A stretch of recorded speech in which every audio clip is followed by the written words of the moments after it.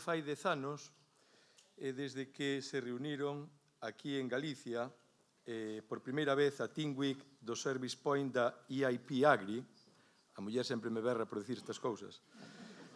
A EIP-AGRI é a Asociación Europea de Innovación e Agricultura, e este equipo de traballo reuniuse en Lugo en xullo de 2015 e faino agora de novo cun consorcio renovado e reforzado, e mesmo con outro nome, agora chámase Support Facility, da EU-CAP Network, pero coa mesma filosofía e espírito que antes, apoiando a Comisión Europea no impulso da innovación e o fluxo do coñecemento na agricultura.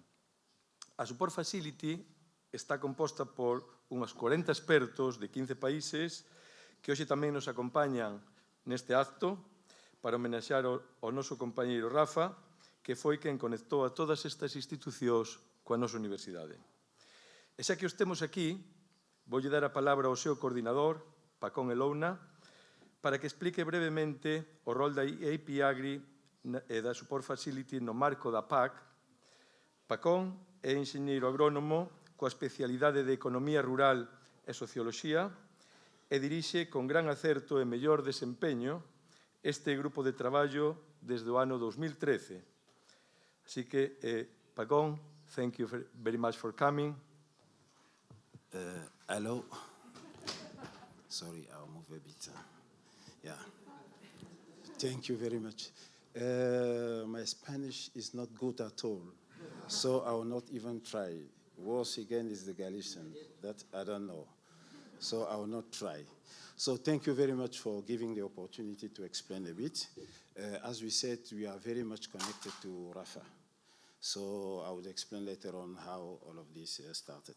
The question was to speak about EIP, European Innovation Partnership for Agricultural Productivity and Sustainability. You see, it's very long. So we just shorten it in EIP-AGRI and the support facility. So if you want to talk about innovation in agriculture within the CAP, the answer is not difficult. Today, the innovation is being tackled within the CAP, the Common Agricultural Policy, through the ACIS, and specifically through EIP-AGRI. So the ACIS is, yes. The ACIS is the Agricultural Knowledge and Innovation System. And as I say, the European Innovation, whatever you have the detail there, is very long. EIP-AGRI. But within the CAP, I should say, besides the EIP-AGRI, that is a specific intervention, you have also some other interventions that are also supporting innovation. But I will not go to that second part regarding the innovation. I will only focus on the EIP-AGRI, because that one is connected to us. So how the story started. The ACIS, just to come back, this is the figure that you see there with the 9 specific objectives of the CAP. I will not go technically, but there is one that is a cross-cutting, so that is covering everything, meaning that the innovation in agriculture in the CAP is covering also the social aspect. It is no more only focused on the primary sector as it was the case when we started some years ago, but also on the social aspect. And we have been very happy today to see that university was involved in the generation renewal through an EIP-AGRI operational group that I'll talk about later on. So it started in 2010, somewhere there, with the EU Strategy 2020, with the goal of creating a bit more job and encouraging the growth. And within that strategy, there were, I would say, something like some 7 flagship projects, I would say. Among them, you see, I'm not reading the slide, and those for you, you have it. So among them, I'm making that short. Among them, there was one that was very important, the Innovation Europe. So from the Innovation Europe, we had then 5 other innovation partnerships. Because in the Innovation Europe, to implement the Innovation Europe sub-strategy, it was decided to create then 5 innovation partnerships. So the partnership has a goal of really focusing on one thematic and take care of that with, in a global way. Also knowing that today the challenges are very complex. So to solve them, you really need a partnership. So it is no more, the solution doesn't belong to one category of actors and so on. So that was the idea with those partnerships, but also making sure that the financing, so the means, can be combined to be more efficient and effective. So among them, we had them, one of them that was the EIP that you have in yellow. I would say among all of them, the 5 of them, each of them has their own functioning. So I will not come back on what is happening with the other ones. I'll only focus on the one that we have been in charge of. So the EIP-AGRI. Now, technically for ourselves, it was launched in 2012 with all the goals that you see there, but we have a short version of all of these. It was producing more with less. That was the objective there, in short, producing more with less. So meaning a more efficient use of natural resources and so on. Through these, the idea was also to close the gap between research and practice, because at the time, as you know, the solution seems to be coming from researchers and asking the end user to apply those solutions. But in fact, in the current world and in the reality, it was not the case, because from the practice, you also have some tacit knowledge that were not taken into consideration. So instead of only coming with nice solutions that are being tested in, let's say, in vitro, and try to put it in vivo, so the idea was to combine both parts, so practice and research, and make sure that they are working together and they are coming with a solution that is easy to implement, but also where each of the actors feels part and the solution of this. So meaning that farmers have never been a problem. So as some have been thinking that they are polluting and so on, no, they are not a problem. They have been maintaining the ecosystem. But maybe there was a misunderstanding. So with researchers, starting working on the needs of those people, because the needs are very specific, but the basic research will stay. But however, try to tackle the real need of those farmers. And that was, in fact, one of the key points there.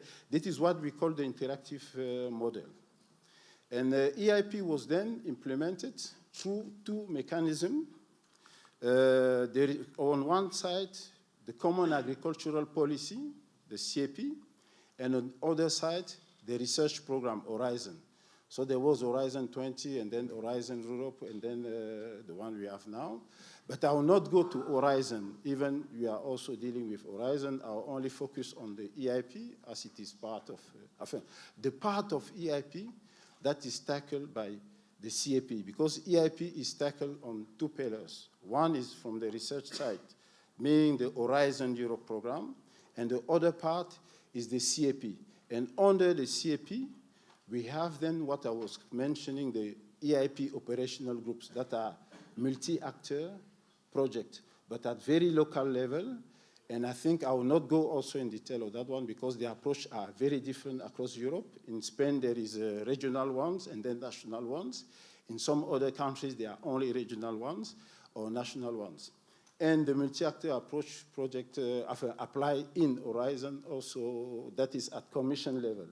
So it is not at national level, but the CAPs and the EIPs are at really national level by member state. All of these is coming back with an important point. It is the networking. So having those projects and those actors, they need to collaborate and they need to meet and exchange solutions and also challenges, in order to better work. And it is where the networking is appearing in the story. It was part of the regulation and so on. Then, in 2012 also, the Commission has launched a tender, European tender, so to select a consortium that would be implementing EIP and that would be organizing the networking at EU level. And at that moment, with the Dutch partner, EVO, and VLM Vlaamse Landmaatschappij, including especially Laborate, it is where it is important now to have Rafa in the story. Because from the first request, Rafa has been very positive on joining the initiative and putting the consortium together to apply for the tender. And I would say in 2012, we met the process and we met several times with Rafa, and we were successful. And on April 2013, we started working as a consortium that was supposed to provide the Commission with experts, building a European office. At the time, we called it EIP Service Point.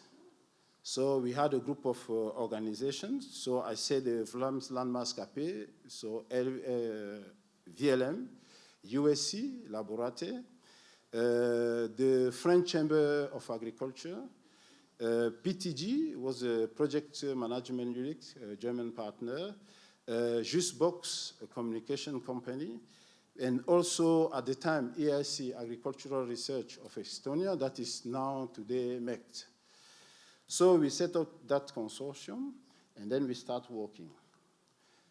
When the period was ended, because at the time it was the EIP network, as you could have read there. When the period was ended, the Commission decided to launch a new tender to select now another organization that will be taking care of. As you know, it is a period, it is a programming period.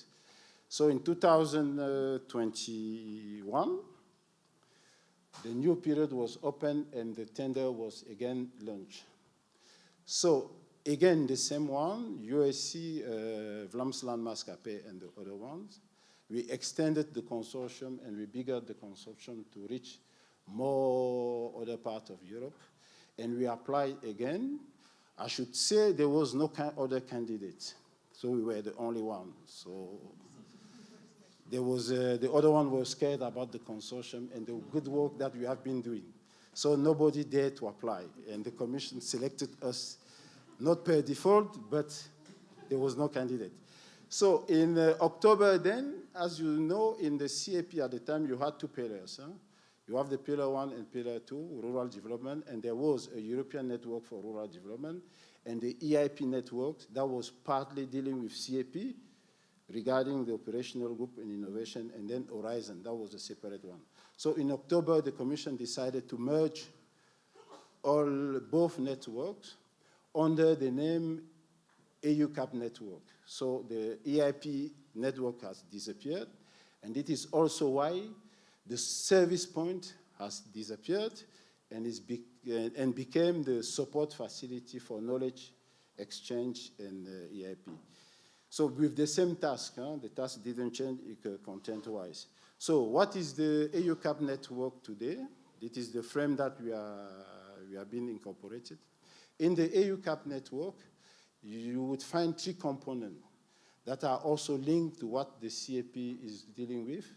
You have one component that is the CAP implementation and design. I would say the CAP implementation and design. That is the green one.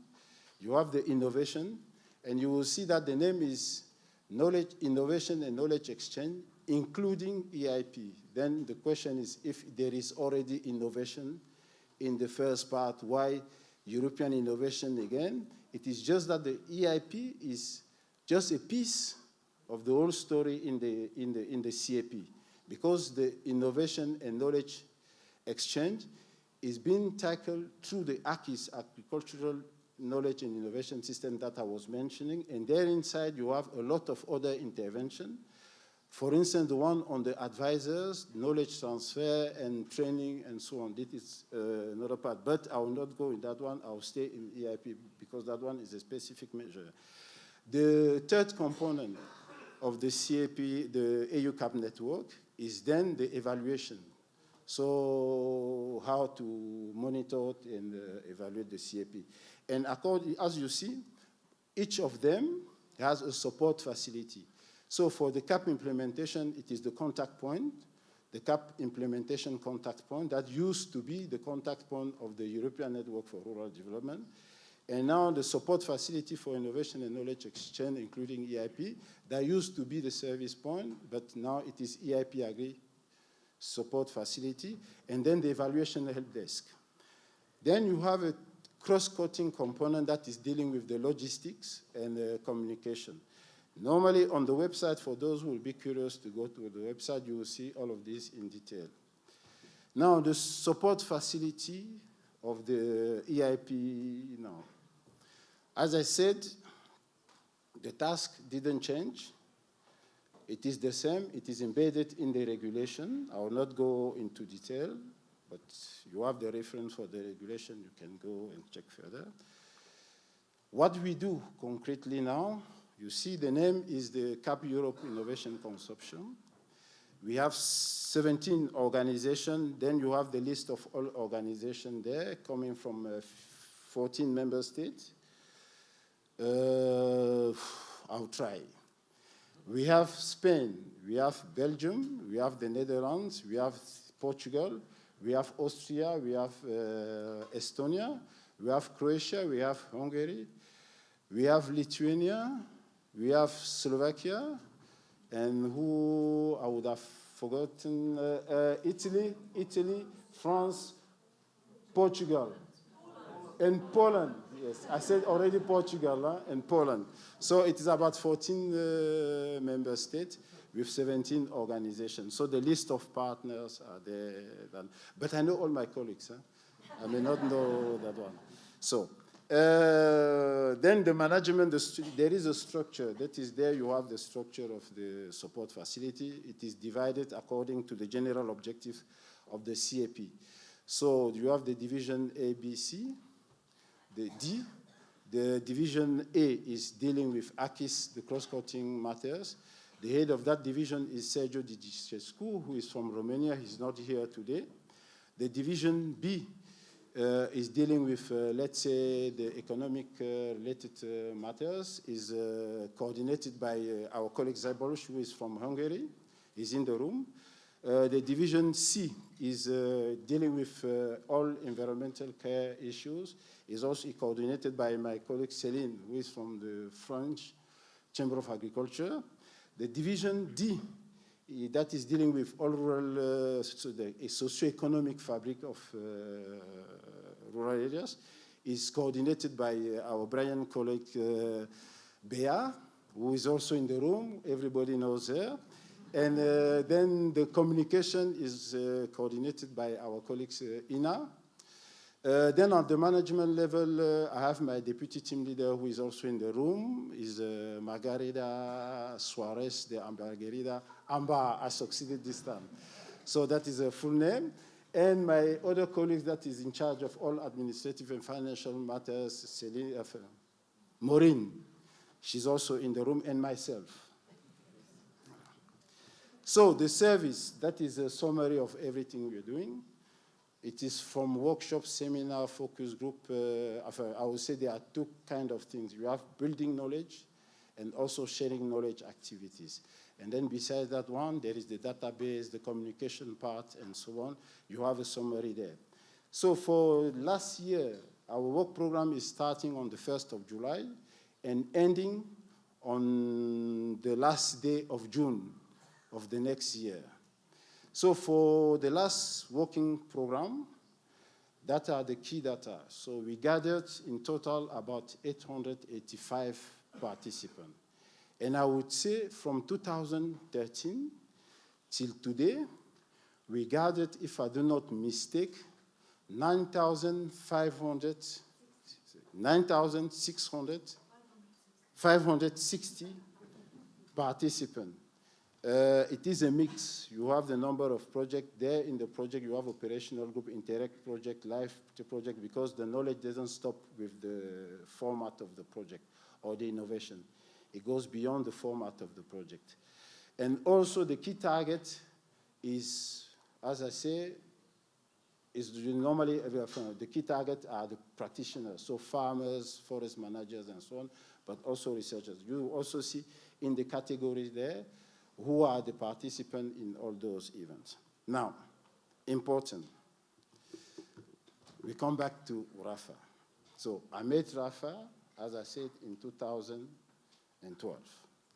When we started the project, to maintain the coordination between all the partners, because as you saw, it is about 18 full-time equivalents, and just to give you a number of people working in, it is between 35 and 40 people. And all of them are not based in Brussels because the headquarters is in Brussels. All of them are not in Brussels. They are coming from different member states, as I said. They are staying there. To maintain the coordination of all of this, we used to meet in Brussels.